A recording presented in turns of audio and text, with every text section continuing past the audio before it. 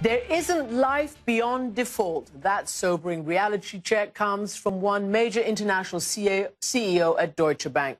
He said the consequence of a U.S. default, quote, would be a very rapidly spreading fatal disease.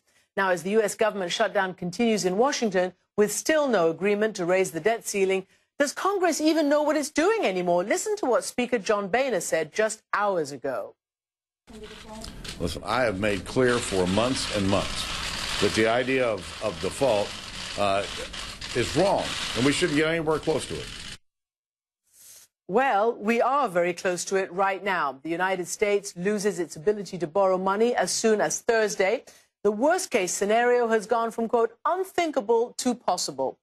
As Secretary General of the Organization for Economic Cooperation and Development, the OECD, Angel Gurria speaks for 34 of the world's wealthiest countries. He's also Mexico's former finance minister, and he's watching with bated breath, hoping that the United States does not needlessly put the whole global economy at risk. Mr. Gurria, thank you for joining me.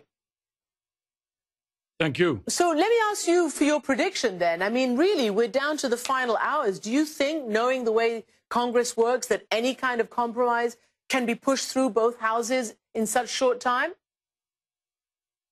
Well, you say we're waiting for bated breath. We're getting a little purple here because we thought we would have more breathing space a lot sooner. We still do not have any breakthrough, and it's very difficult to understand why the U.S. are doing this to themselves.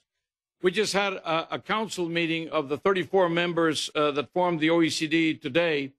And, of course, that was practically the only thing we were discussing, the consequences, the possibilities, the ways out, etc.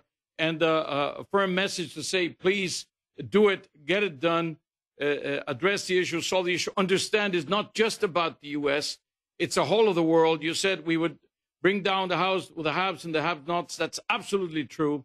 The consequences of the United States, even, having a slowdown in the economy. They were the only bright spot so far. It was a good place. Things were happening. Jobs were being put back, and growth was happening in the United States. And then this happens.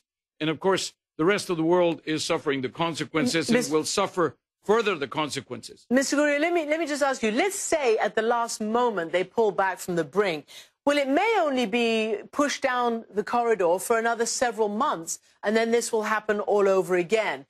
Again, if there's a deal before Thursday and then we have to go through this all over again in the new year, what kind of cumulative impact does that have on the global economy? Well, that means we'd pass a very sour Christmas, first of all, and the tension doesn't go away. The danger doesn't go away. The imminence of the problem doesn't go away. And the greatest problem here is, regardless of the short term, the United States had to develop a medium and a long-term context, a medium and long-term scenario to deal with their debt, to deal with their growth, to deal with their jobs, to deal with the deficits. And if they're not able to deal with the short term, and there's so much acrimony, so much polarization, clearly one of the concerns, even if we go forth for the next few weeks, is what's going to happen next. And if it's only going to be kicking the can a few weeks from now, clearly the problem doesn't go away. Let me ask you about potentially a whole reshuffle of the global house of cards. I want to show you something that the Chinese state news agency Xinhua has just said. It is perhaps a good time for the befuddled world to start considering building a de-Americanized world. Is that something that you sometimes think? Do your frustrations lead you to believe that America can't lead anymore? No, it doesn't. America is leading. America will continue to lead. But that is why we need these procedures, these processes, not to go to the brink every time, not to go to the brink of the cliff. We avoided the fiscal cliff. Then we got into this mini cliff, which is sequestration. That took about 1.5% of the growth. We could be growing 1.5% more today. And then, of course, this threatens to stop the growth altogether, even without considering the consequences on financial markets, on the stock markets, on interest rates throughout the world, on demand, on confidence.